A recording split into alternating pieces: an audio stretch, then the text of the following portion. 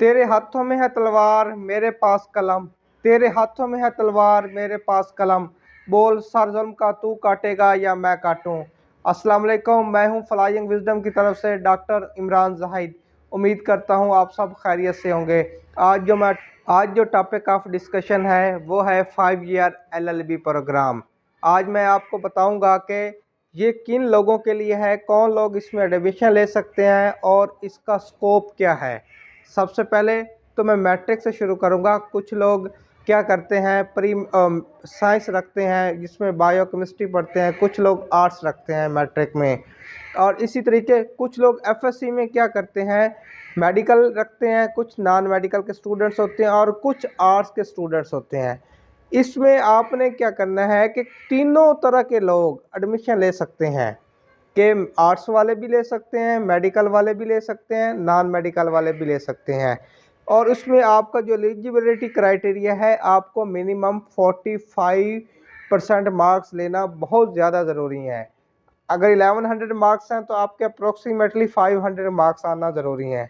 उसके बाद आपको एक HEC का लैट टेस्ट है, जिसका HEC हर 3 माह बाद शेड्यूल जारी करती है। आपने HEC की वेबसाइट पे जाना है, उस सब्जेक्ट की इनरोलमेंट करनी है और इनरोलमेंट करने के बाद उसकी 1800 फीस है, वो आपने बैंक में पे करनी है। उसके बाद आपकी टेस्ट की डेट आ जाएगी, आपने क्या करना है, टेस्ट में अपेयर होना है। उसमें टेस्ट में 100 मार्क्स का टेस्ट होता है, जिसमें 75% MCQ टेस्ट है और 25% आपके एक ऐसे लिखना होता है और एक स्टेटमेंट लिखनी होती है। आपको कम्युलेटिवली 50% मार्क्स लेना उसमें ज़रूरी है, जो कि पासिंग क्राइटेरिया है। अब मैं चलता हूँ, आपके पास दो चीज़ें हो गई, एक FSC के 45% मार्क्स हो गए और लैट टेस्ट हो गया। अब आपको मैं कुछ यूनिवर्सिटीज़ के नाम बताता हूँ जहाँ टॉप पे है।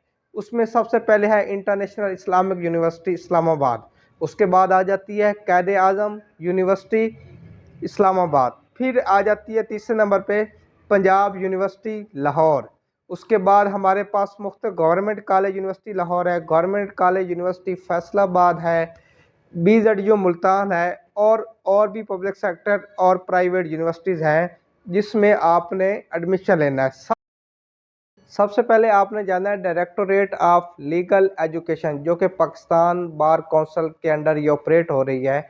इसमें तकरीबन आलमोस्ट ऑल कॉलेजेस और यूनिवर्सिटीज़ हैं जो अप्रूव्ड है LLB प्रोग्राम के लिए।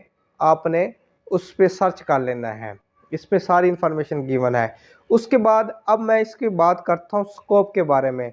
जैसे कि सबसे पहले जब लॉ के बारे में जिक्र आता है कि हमारे माइंड में ये बात चलती है, जैसे हम जब कोर्ट कचहरी में जाते हैं, वहाँ एक टेबल और चेयर पे एक लायर बैठा होता है, हमारे जहन में वो बात आती है। ये एक ऐसे इसका ये जो एक ऐसी फील्ड है जिसका बहुत ज़्यादा स्कोप है। जैसे कि हमारे पास एक मेडिकल फील्ड होती है, उसका स्कोप है, लेकिन इसमें बहुत ज़्यादा क्या है, अपॉर्चुनिटीज़ हैं और मेरिट क्या है, कम है। अब मैं इसके स्कोप के बारे में बात करता हूँ। सबसे पहले मैं आपको स्कोप बताता हूँ। मीडिया लॉज हैं, इसी तरीके ह्यूमन राइट्स के लॉज हैं। अच्छा, इनमें पोटेंशियल है। इंटरनेशनल इलीगल मामलात हैं, इंटरनेशनल जो ट्रेड हो रही हैं उसके लॉज हैं, उसमें आप प्रैक्टिस कर सकते हैं। अच्छा, इंटरनेशनल कोऑपरेटिव लॉज हैं, इनमें जा सकते हैं।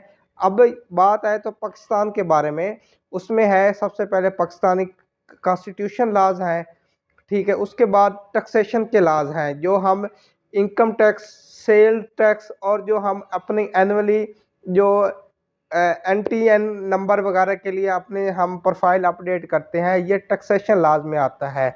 इसी तरीके क्रिमिनल लॉज हैं। उसके बाद सिविल लॉज हैं, फैमिली लॉज हैं, जो कि फैमिली कोर्ट्स में जैसे डाइवोर्स के प्रॉब्लम है या और फैमिलीज मामलात हैं, वो फैमिली कोर्ट्स में जाते हैं।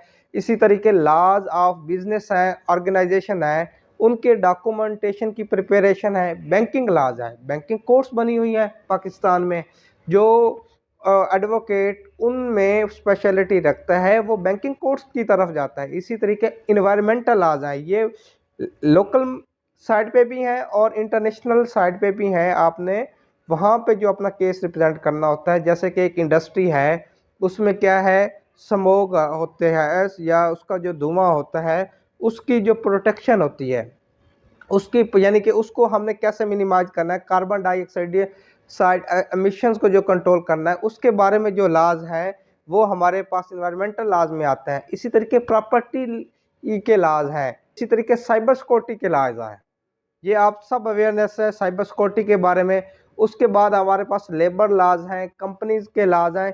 ये वो लाज हैं जो जिसका मैं चंद एक का जिक्र किया। इसके अलावा इस फील्ड में और भी बहुत ज़्यादा पोटेंशियल है। उम्मीद करता हूँ कि आप सबको मेरी वीडियो पसंद आई होगी। लाइक करें, मेरे चैनल को सब्सक्राइब करें और वीडियो को शेयर करें।